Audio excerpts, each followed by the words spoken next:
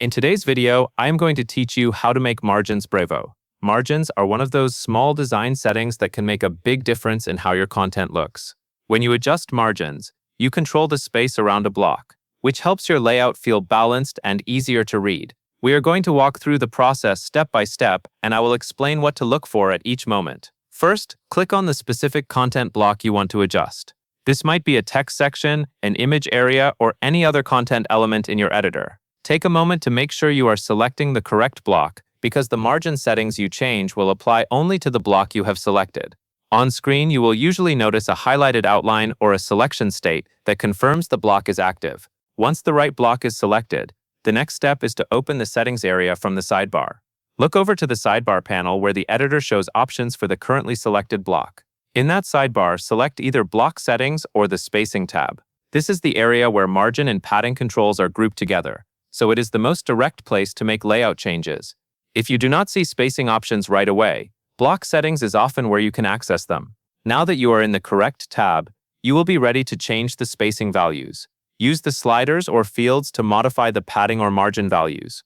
Padding controls the space inside the block, between the block content and its edges. Margin controls the space outside the block, between the block and neighboring elements. As you adjust these values, it is a good idea to pay attention to how the layout shifts.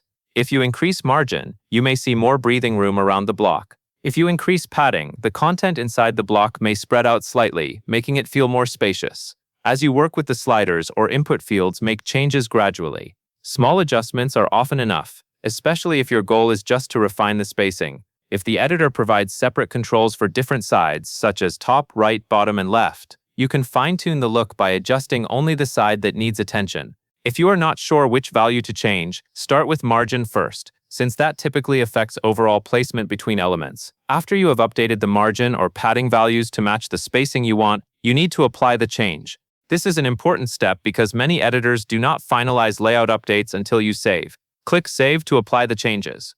When you do this, the editor will refresh the block styling and lock in your new spacing settings. Once you click Save, take a second to review the result. Look at the block you adjusted and confirm that the margins appear the way you expected.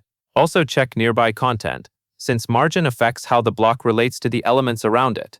If something still looks slightly off, you can always return to the same block settings or spacing tab, adjust the padding or margin values again, and save once more. That covers everything you need to know, and that is all there is to it.